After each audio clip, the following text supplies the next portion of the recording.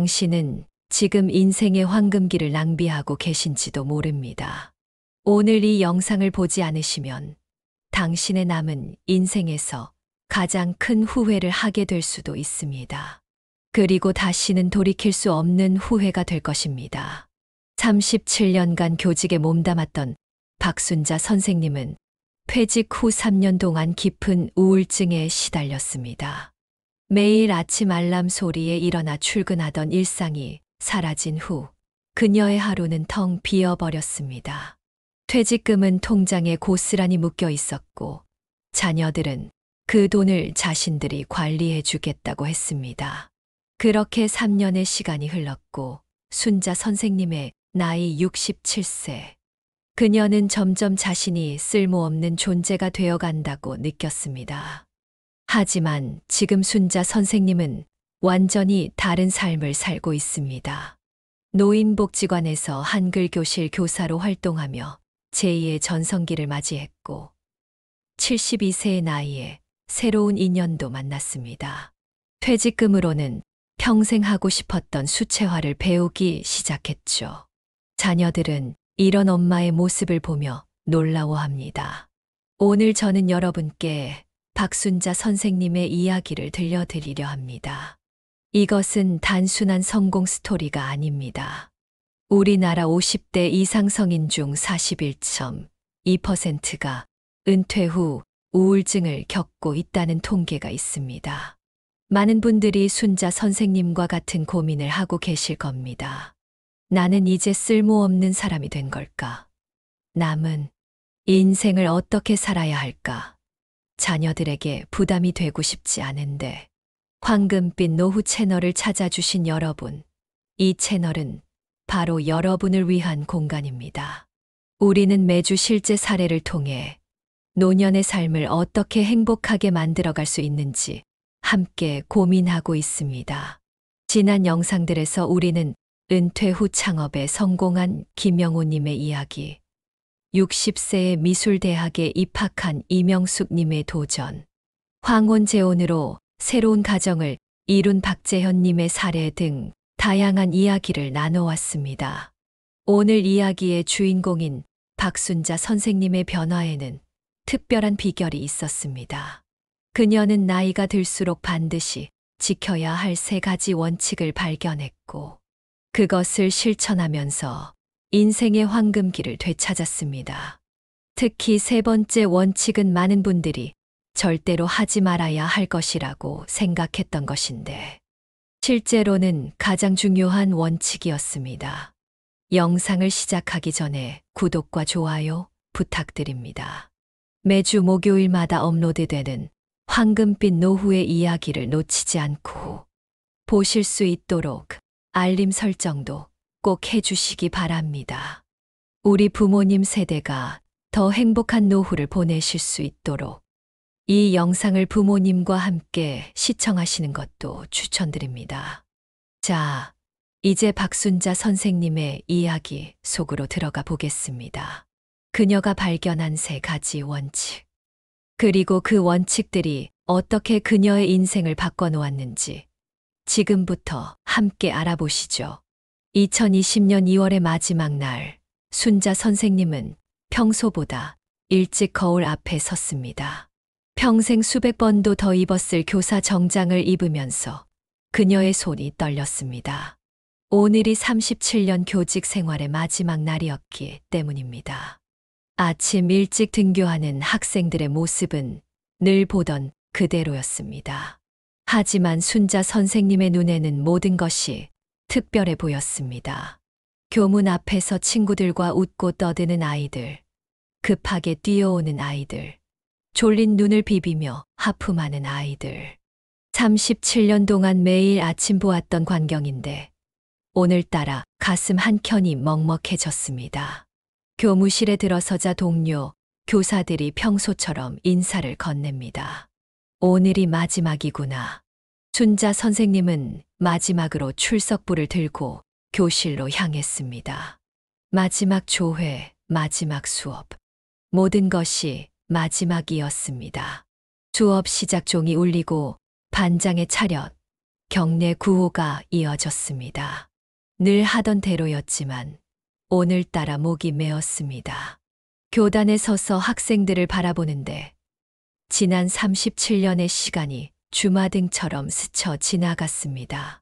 첫 부임날의 떨림, 처음 받았던 카네이션, 제자들의 결혼식에서 축하 인사를 건네던 순간들.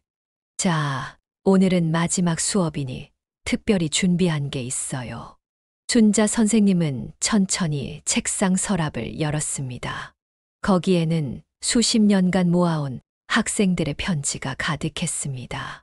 선생님이 받은 첫 번째 편지예요. 1984년 첫 제자였던 김미경 학생이 썼던 거예요. 편지를 읽어내려가는 순자 선생님의 눈시울이 붉어졌습니다. 선생님, 저 이제 대학생이 됐어요.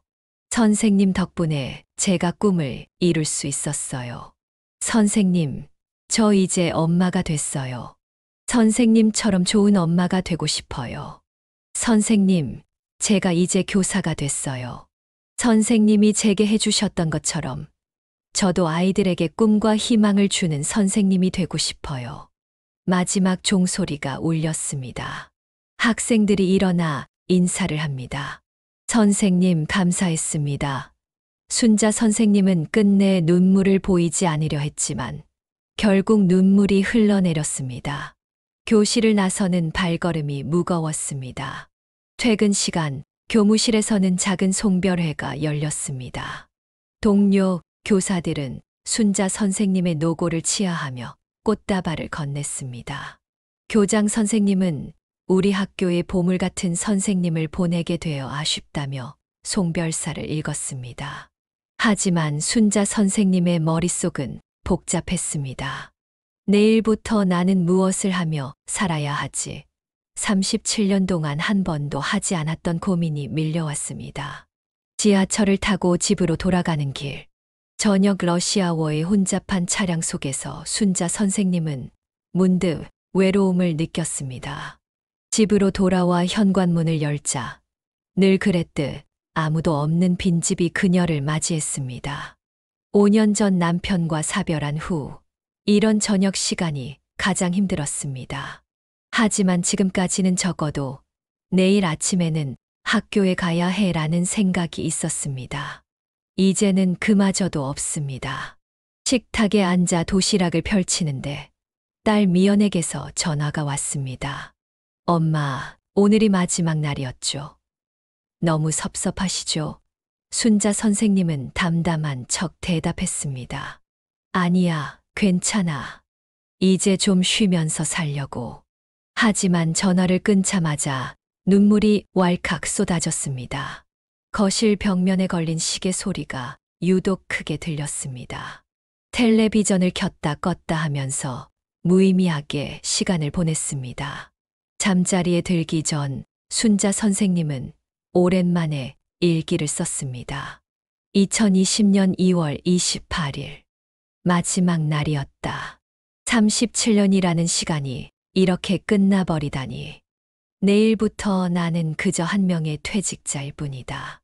이제 무엇을 하며 살아야 할까?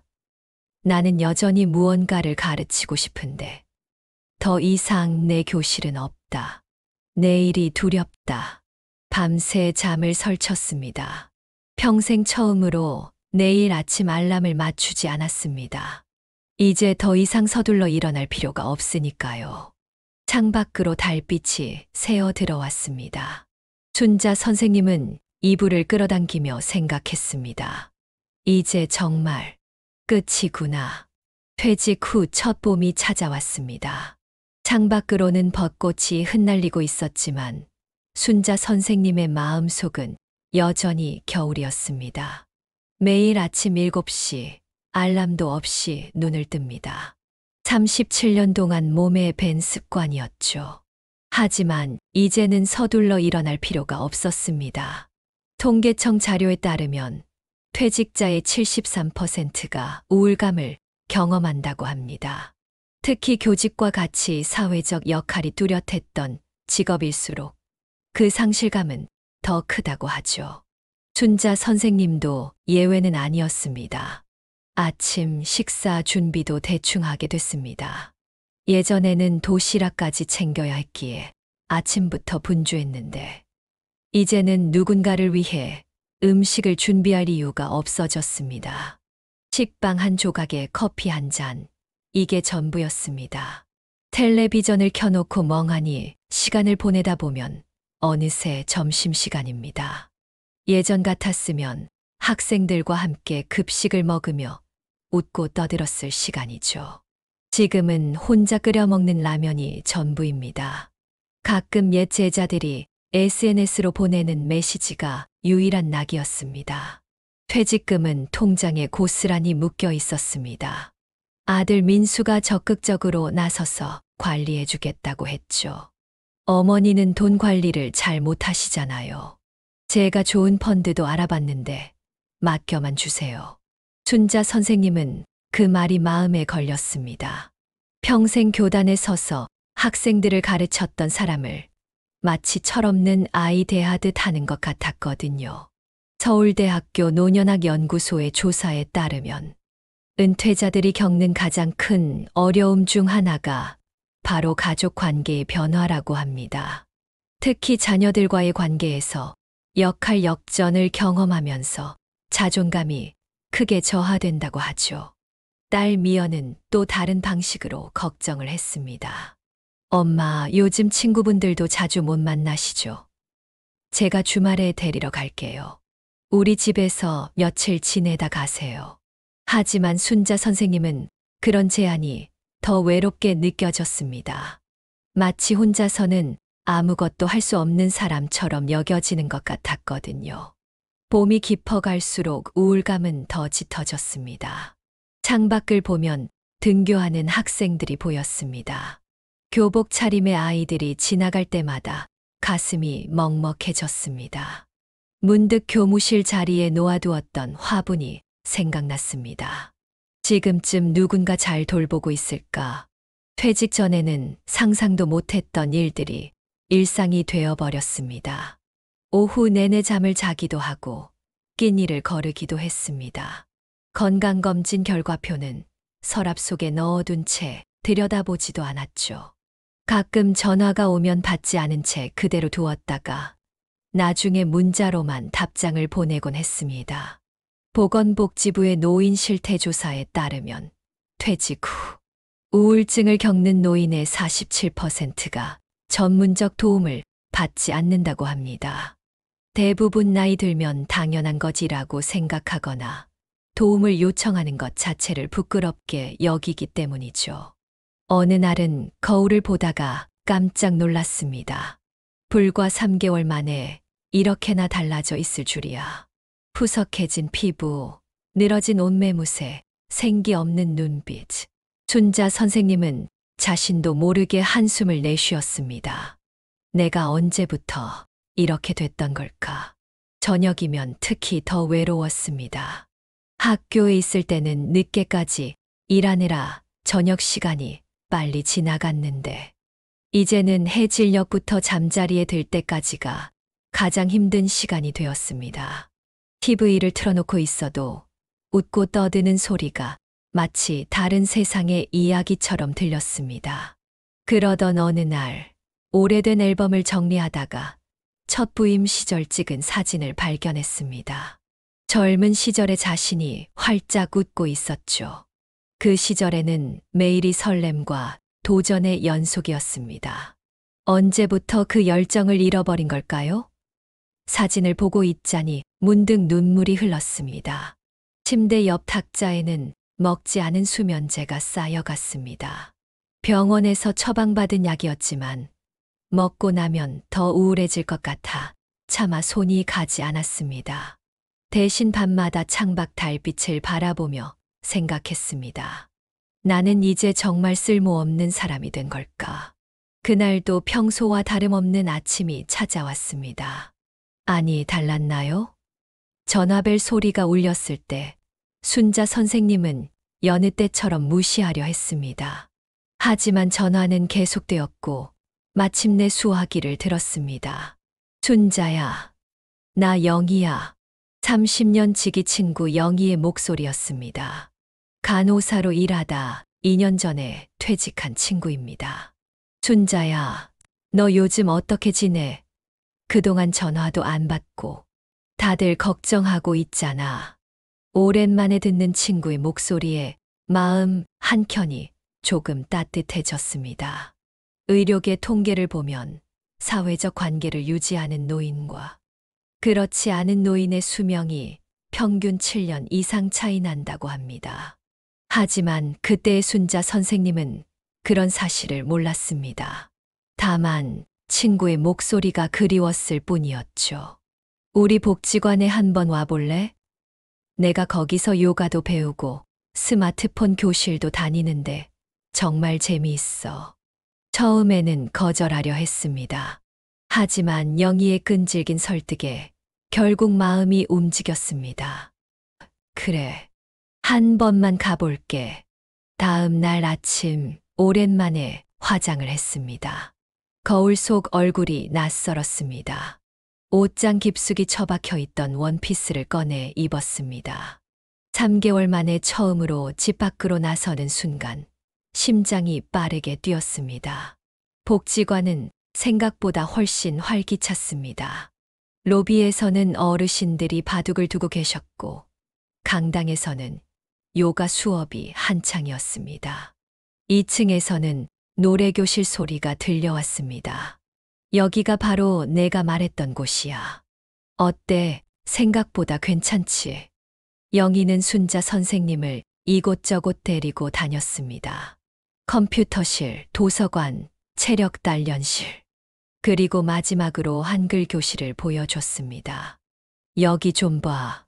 할머님들이 한글을 배우고 계시네. 교실 안을 들여다보니 10명 남짓한 어르신들이 한글을 배우고 계셨습니다. 그때였습니다. 한 할머님이 연필을 쥐고 글자를 쓰려 애쓰는 모습이 눈에 들어왔습니다. 37년간 교단에 서 있던 순자 선생님의 본능이 깨어났습니다. 저렇게 하시면 안 되는데. 무의식적으로 발걸음이 교실 안으로 향했습니다. 할머님, 연필은 이렇게 잡으시면 더 편하실 것 같아요. 순자 선생님의 부드러운 목소리에 할머님이 고개를 들었습니다. 아이고, 고마워요. 근데 선생님이세요? 그 순간 복지관 사회복지사 한상훈 씨가 다가왔습니다. 어르신, 혹시 한글을 가르치신 경험이 있으신가요? 순자 선생님은 잠시 망설였습니다. 지난 3개월간 자신이 전직 교사라는 말을 한 번도 하지 않았거든요. 하지만 이제는 달랐습니다. 네, 37년간 국어 교사였습니다. 한상훈 씨의 눈이 반짝였습니다. 정말 잘 되었네요. 사실 저희가 한글 교실 자원봉사 선생님을 찾고 있었거든요. 지금 계신 선생님께서 건강 문제로 더 이상 수업을 못 하시게 되어서요. 순자 선생님의 마음속에서 작은 불씨가 피어올랐습니다. 하지만 동시에 두려움도 밀려왔습니다. 내가 할 수 있을까? 나이 드신 분들을 가르치는 건 학생들과는 다를 텐데. 그때 옆에 있던 영희가 말했습니다. 순자야, 한번 해봐. 너만큼 이 일의 적임자가 어디 있겠어. 교실 안의 할머님들도 한마디씩 거들었습니다. 선생님이 와주시면 정말 좋을 것 같아요. 우리도 글자 예쁘게 쓰고 싶어요. 그 순간 순자 선생님의 눈시울이 붉어졌습니다. 얼마 만에 듣는 선생님이란 호칭인가요? 그럼 한번 해볼게요. 떨리는 목소리로 대답하는 순순간 교실의 박수 소리가 울려 퍼졌습니다. 그리고 그 박수 소리와 함께 순자 선생님의 인생에 새로운 봄이 찾아왔습니다. 집으로 돌아오는 길, 발걸음이 가벼웠습니다. 내일 할 일이 생겼다는 게 얼마나 큰 행복인지 3개월 만에 처음으로 깨달았습니다. 현관문을 열자마자 책장으로 향했습니다. 오랫동안 먼지만 쌓여있던 국어 교재들을 꺼내기 시작했습니다. 이제 다시 시작이구나.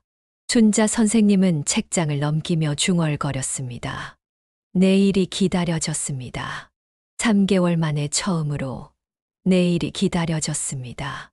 복지관 한글 교실의 첫 수업이 시작된 날입니다. 춘자 선생님은 37년 동안 수없이 많은 첫 수업을 해왔지만 이날만큼 긴장됐던 적은 없었습니다. 수업 시작 30분 전 거울 앞에서 옷매무새를 5번이나 고쳤습니다. 교실에 들어서자 10분의 어르신들이 반갑게 맞아주셨습니다. 그 중에서도 특히 뒷자리에 앉아 계신 한 분이 눈에 띄었습니다. 72세의 이정현 어르신이었죠. 첫 수업부터 유독 진지한 태도로 임하시는 모습이 인상적이었습니다. 안녕하세요, 여러분. 오늘부터 한글 교실을 맡게 된 박순자입니다. 떨리는 목소리로 인사를 건넸습니다. 첫 수업이라 서로를 알아가는 시간을 가졌습니다. 한 분 한 분의 사연이 모두 달랐습니다. 평생 농사만 지어서 글을 배울 기회가 없었다는 분, 어릴 때 전쟁통에 학교를 그만둘 수밖에 없었다는 분. 그날 수업이 끝나고 이정현 어르신이 다가오셨습니다. 선생님, 제가 궁금한 게 있는데 여쭤봐도 될까요?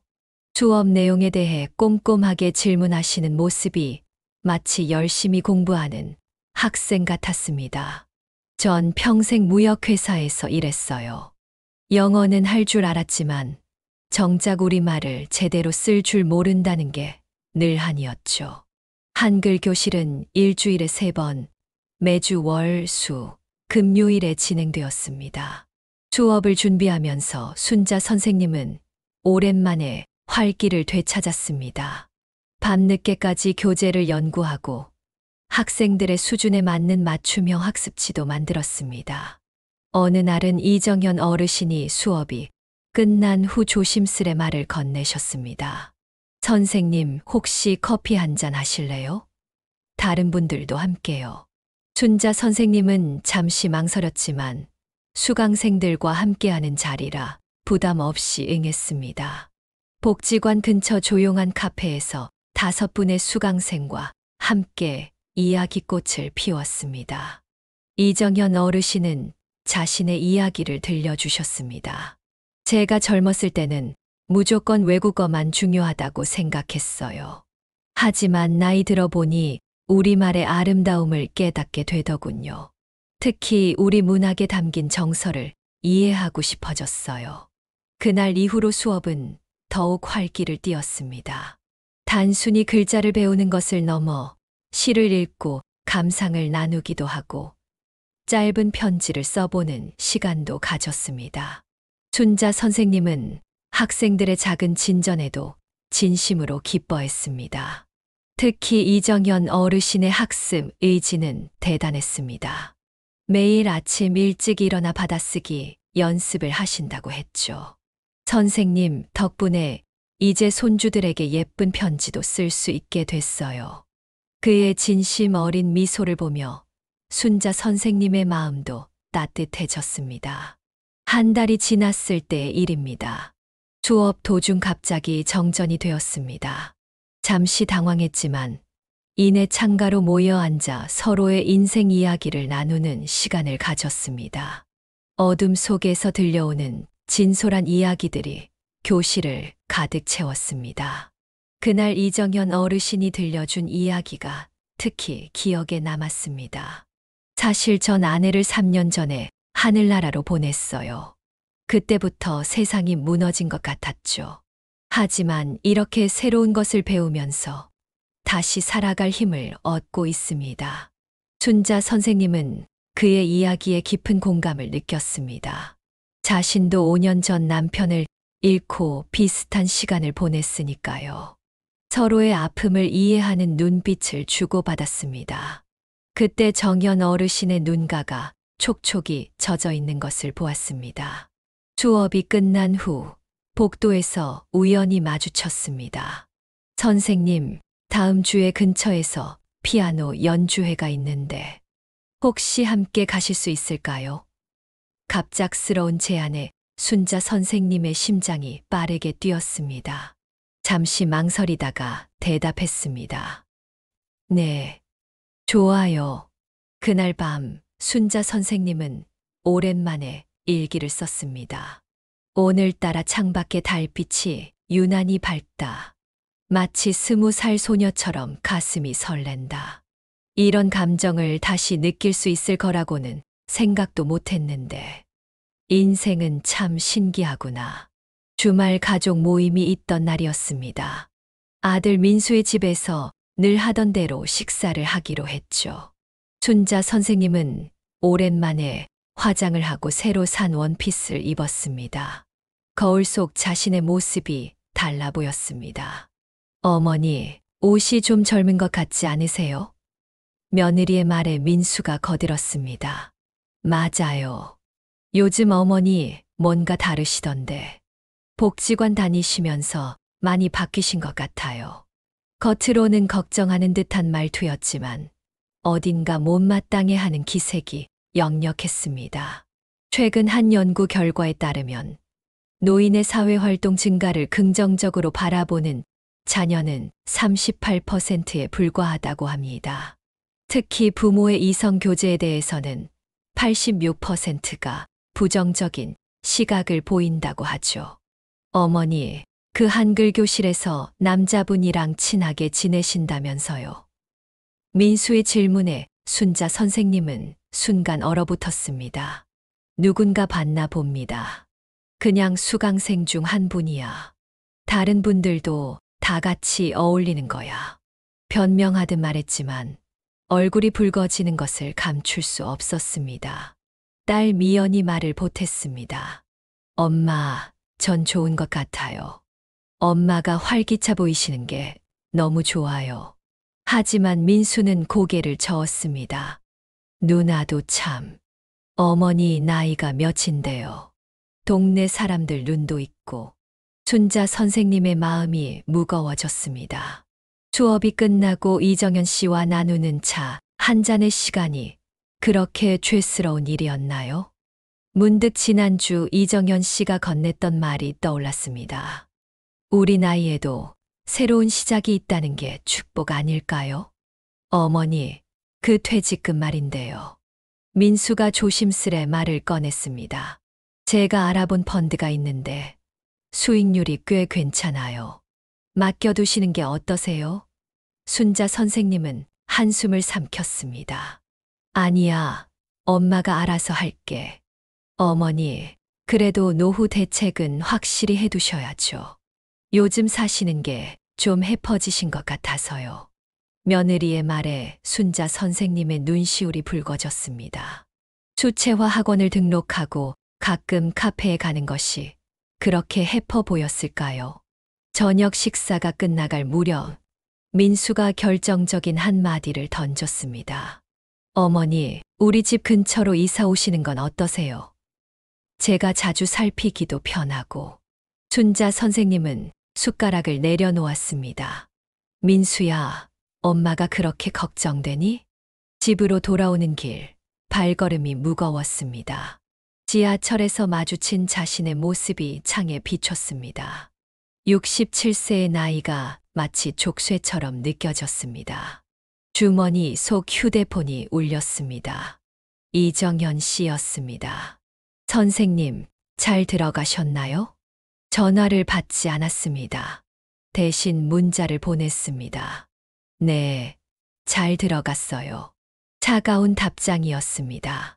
하지만 마음 한켠이 아팠습니다.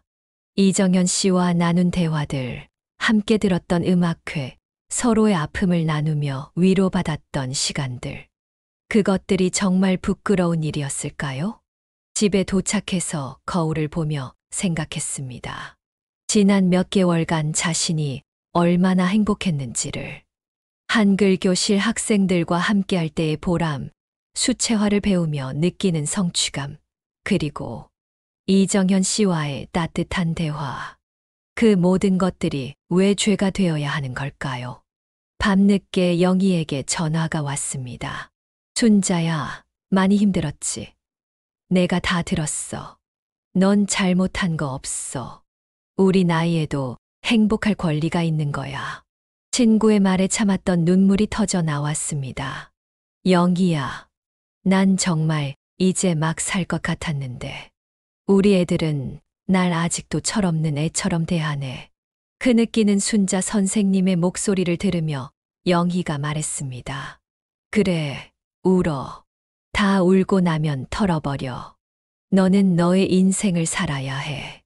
자식들 눈치만 보다가는 영영 행복할 수 없어. 밤새 잠을 이루지 못했습니다. 창밖으로 비가 내리고 있었죠. 순자 선생님은 창가에 앉아 빗방울을 바라보며 생각에 잠겼습니다. 문득 20대 시절 결혼 전날 밤이 떠올랐습니다. 그때도 이렇게 뜬 눈으로 밤을 지새웠었죠. 한국노년학회의 최근 연구에 따르면 60세 이상 노인의 82%가 스스로의 삶에 대한 결정권을 충분히 행사하지 못하고 있다고 합니다. 특히 자녀가 있는 노인의 경우 그 비율이 91%까지 올라간다고 하죠. 아침이 밝아올 무렵 순자 선생님은 결심했습니다. 더 이상 타인의 시선에 얽매이지 않기로 한 것입니다. 은행에 가서 통장을 확인했습니다. 퇴직금이 고스란히 남아 있었죠. 이 돈으로 뭘 하고 싶으세요? 은행원의 질문에 순자 선생님은 처음으로 당당하게 대답했습니다. 제 인생을 살고 싶어요. 그날 오후 수채화 학원에 등록했습니다. 젊었을 때부터 그림을 배우고 싶었지만 늘 남편과 아이들을 위해 미뤄두었던 꿈이었죠. 67세에 시작해도 될까요? 순자 선생님의 질문에 강사는 미소를 지으며 답했습니다. 물론이죠. 피카소도 말년에 가장 훌륭한 작품을 남겼잖아요. 영어회화 학원도 등록했습니다. 이정현 씨처럼 외국어를 잘하지는 못하지만 늦게라도 배워보고 싶었습니다.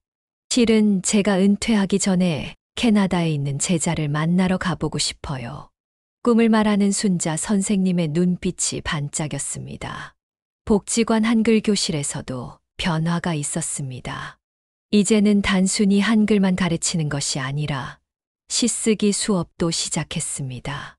여러분의 인생 이야기를 시로 써보는 거예요. 우리도 시인이 될 수 있답니다. 수강생들의 눈이 호기심으로 빛났습니다. 이정현 씨는 순자 선생님의 변화를 가장 먼저 알아챘습니다. 선생님, 요즘 달라지셨어요. 더 자신감이 넘치시는 것 같아요. 순자 선생님은 미소를 지었습니다. 네, 저도 그걸 느껴요. 이제야 제가 누구인지 조금씩 알아가는 것 같아요. 어느 날 아들 민수가 불쑥 복지관을 찾아왔습니다. 수업이 끝나고 나오는 순자 선생님을 기다리고 있었죠. 어머니, 제가 너무 심했죠. 어머니의 행복을 진심으로 빌어요. 다만, 걱정이 되어서요. 순자 선생님은 아들의 손을 꼭 잡았습니다. 고마워, 민수야. 하지만 이제는 엄마를 믿어주렴. 그날 밤 순자 선생님은 남편의 사진 앞에 앉았습니다. 여보, 이제야 내가 살아가는 법을 배우는 것 같아요. 늦었지만 괜찮죠? 사진 속 남편이 미소 짓는 것만 같았습니다. 다음 날 아침 거울 앞에 선 순자 선생님의 모습이 달라 보였습니다. 주름은 그대로였지만 눈빛이 달랐습니다. 생기가 돌았고 자신감이 넘쳤습니다. 오늘은 처음으로 수채화 작품을 완성하는 날이었습니다. 수채화 시간, 순자 선생님은 창밖에 벚꽃을 그렸습니다. 강사가 놀라워했습니다. 선생님, 처음 그리시는 거 맞으세요? 감성이 아주 독특하시네요. 그림을 그리면서 순자 선생님은 생각했습니다. 이렇게 설레는 마음을 이제야 알다니. 영어회화 수업에서는 처음으로 자기소개를 했습니다. My name is Sunja. I am 67 years old, but my life is just beginning. 서툴지만 당당한 목소리였습니다. 젊은 강사가 엄지를 치켜들었습니다. 퇴직금의 일부는 여행 자금으로 따로 마련했습니다. 내년 봄에는 제주도부터 가볼 거예요. 그리고 그 다음엔 캐나다로. 순자 선생님의 계획을 들은 영희가 박수를 쳤습니다. 그래, 이게 바로 내가 아는 순자야. 복지관 한글 교실에서는 시화전을 준비하기로 했습니다. 수강생들이 쓴 시에 순자 선생님의 수채화를 곁들이는 작품이었죠. 이정현 씨가 제안했습니다. 우리 이거 지역신문에 한번 내볼까요? 모두의 얼굴에 설렘이 가득했습니다. 인생은 60부터라는 말. 이제야 그 뜻을 알 것 같아요. 수업이 끝난 후 이정현 씨와 나눈 대화입니다. 우리에게도 이렇게 아름다운 봄이 올 줄은 몰랐네요. 순자 선생님은 그의 말에 고개를 끄덕였습니다. 더 이상 죄책감도 부끄러움도 없었습니다. 한국노인복지연구소의 조사에 따르면 부모 자녀 간의 갈등 중 가장 큰 원인은 서로에 대한 이해, 부족이라고 합니다. 특히 노년기 부모의 새로운 삶의 방식에 대한 자녀들의 이해, 부족이 가장 큰 문제로 지적됐다고 하죠. 추석을 앞둔 어느 날이었습니다. 순자 선생님은 오랜만에 집에서 가족 식사를 준비했습니다. 아들 민수, 며느리, 딸 미연, 그리고 사위까지 모두 모이기로 한 날이었죠. 이번에는 달랐습니다. 평소처럼 자녀들의 눈치를 보며 준비하는 게 아니라 당당하게 자신의 이야기를 들려주고 싶었습니다. 식탁에는 정성스레 준비한 음식들이 놓여 있었습니다. 순자 선생님이 수채화 학원에서 그린 그림도 새로 걸려 있었고, 한글 교실 학생들과 찍은 사진도 액자에 넣어 놓았습니다. 어머니, 이게 다 어머니가 그리신 거예요. 며느리가 놀란 눈으로 물었습니다. 네, 3개월 전부터 배우기 시작했어요. 아직 서툴지만 하나씩 배워가는 재미가 있네요. 순자 선생님의 목소리에는 자부심이 묻어났습니다. 저녁 식사가 시작되고 순자 선생님은 차분히 이야기를 시작했습니다. 우리 가족들에게 할 말이 있어요. 잠시 들어주겠어요. 모두의 시선이 순자 선생님에게 집중됐습니다. 나는 37년 동안 교단에 섰어요. 그리고 30년 넘게 아내로, 엄마로 살았죠. 늘 누군가의 선생님으로, 누군가의 엄마로 살았던 거예요. 그런데 퇴직하고 나서야 깨달았어요. 정작 나로서의 삶은 살지 못했다는 걸. 잠시 숨을 고르고 이야기를 이어갔습니다. 처음에는 너무 무서웠어요. 하루하루가 막막했죠. 그런데 복지관에서 새로운 삶을 발견했어요. 내가 아직도 누군가에게 도움이 될 수 있다는 것, 새로운 것을 배우며 성장할 수 있다는 것, 그리고 잠시 말을 멈추었다가 용기를 내어 말했습니다. 이정현 씨를 만났어요. 그분도 저처럼 홀로 되신 분인데 서로의 마음을 이해하고 위로가 됐어요. 단순한 친구 이상의 감정이 생겼다는 걸 부정할 수 없어요. 민수가 입을 열었습니다. 어머니, 제가 너무 속 좁게 굴었죠. 사실 어머니가 달라지신 게 불안했어요. 그동안 제가 아는 어머니의 모습이 아니어서. 순자 선생님은 아들의 손을 잡았습니다. 고마워, 민수야. 엄마도 이해해. 하지만 엄마도 한 사람의 인간으로서 새로운 삶을 살 권리가 있잖아. 딸 미연이 눈물을 훔쳤습니다. 엄마, 전 늘 엄마가 자랑스러웠어요. 이제는 더더욱 그래요. 엄마처럼 용기 있는 분이 얼마나 될까요? 식탁 주위로 따뜻한 기운이 감돌았습니다. 며느리도 마음을 열었습니다. 어머니, 제가 함부로 말씀드렸죠. 사실 전 어머니께 배울 게 많아요. 나이가 들어서도 그렇게 열정적으로 새로운 도전을 하시는 모습이 정말 멋져요. 순자 선생님은 천천히 일어나 책장에서 앨범을 꺼냈습니다. 이건 내가 한글 교실에서 찍은 사진들이에요. 여기 보면 80세가 넘으신 할머님도 이제 글을 쓰실 수 있어요. 손주들에게 편지도 쓰시죠. 나는 이런 일을 하면서 진정한 행복을 느껴요. 식사가 끝나갈 무렵 민수가 조심스레 말을 꺼냈습니다. 어머니, 이정현 선생님도 한번 초대해 주시면 안 될까요? 저희가 한번 뵙고 싶네요. 순자 선생님의 눈시울이 붉어졌습니다. 정말 괜찮을까? 순자 선생님의 떨리는 목소리에 미연이 대답했습니다. 당연하죠. 엄마가 좋아하시는 분이라면 저희도 만나 뵙고 싶어요. 그날 밤 순자 선생님은 일기를 썼습니다. 오늘은 정말 특별한 날이었다. 내 인생에서 가장 용기 있는 고백을 했고, 가족들은 그런 나를 이해해 주었다. 이제야 진정한 가족이 된 것 같다. 나이 들어 새로운 삶을 시작하는 게 잘못이 아니란 걸 가족들이 인정해 준 것이다. 1년이 지났습니다. 순자 선생님의 일상은 완전히 달라져 있었습니다. 한글 교실은 이제 복지관의 대표 프로그램이 되었고, 다른 복지관에서도 벤치마킹을 하러 올 정도였죠. 수강생도 20명으로 늘었습니다. 보건복지부의 최근 조사에 따르면 활발한 사회활동을 하는 노인의 평균 수명이 그렇지 않은 노인보다 8년 이상 길다고 합니다. 하지만 더 중요한 것은 삶의 질이겠죠.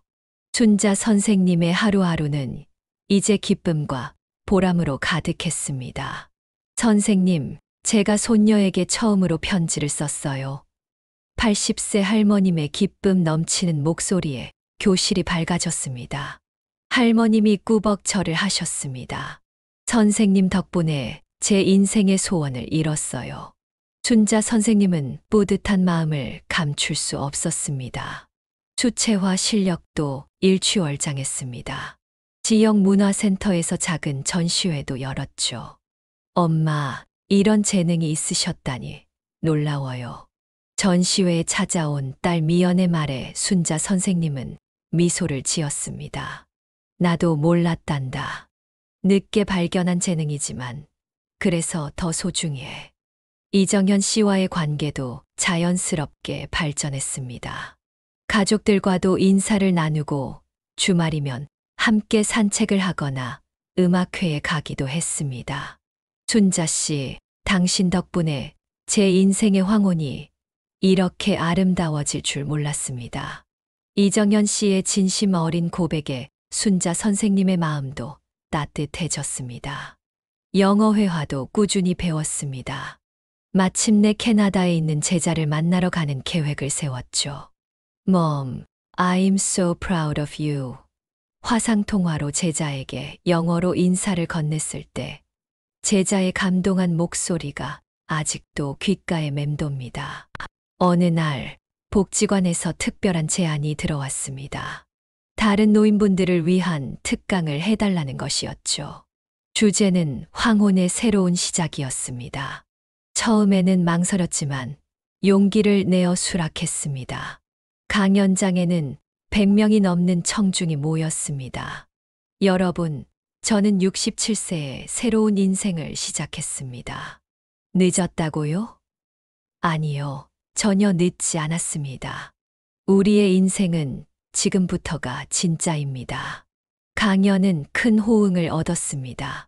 특히 순자 선생님의 진솔한 이야기에 많은 분들이 공감했습니다. 퇴직 후의 우울증, 자녀들과의 갈등, 새로운 관계에 대한 두려움. 이 모든 것들을 저도 겪었습니다. 하지만 이제는 말씀드릴 수 있습니다. 이 모든 과정이 새로운 시작을 위한 준비였다고 지역신문에서도 취재를 왔습니다.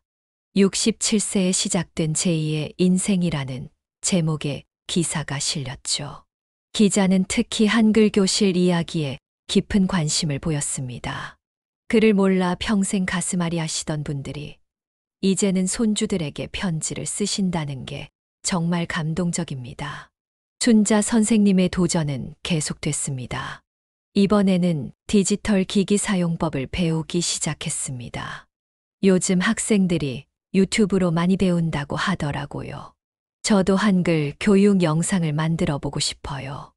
나이는 그저 숫자에 불과했습니다. 복지관에서는 이제 정기적으로 시화전을 엽니다. 수강생들이 쓴 시의 순자 선생님의 수채화가 어우러진 작품들이 전시되죠. 우리도 이제 예술가가 된 거예요? 수강생들의 장난스러운 물음에 순자 선생님은 대답합니다. 그럼요. 우리는 모두 인생이라는 예술을 만들어가는 예술가입니다. 가족들과의 관계도 더욱 돈독해졌습니다. 매주 일요일이면 다 같이 모여 식사를 합니다. 이정현 씨도 함께하죠. 어머니, 요즘 정말 행복해 보이세요. 며느리의 말에 순자 선생님은 고개를 끄덕입니다. 그래, 이제야 진정한 나를 찾은 것 같아. 밤이면 창밖의 달을 보며 생각합니다. 1년 전에 그날 그 용기 있는 결단이 없었다면 지금의 행복도 없었을 거라고. 이제는 알겠습니다. 인생은 끝없는 새로운 시작의 연속이라는 것을. 그리고 그 시작을 위해 늦은 때란 없다는 것을. 여러분, 나이 드는 것을 두려워하지 마세요. 우리에겐 아직 수많은 가능성이 있습니다. 황금빛 노후는 스스로 만들어가는 것입니다. 지금 이 순간부터 시작하세요. 지금까지 박순자 선생님의 이야기를 들어보았습니다.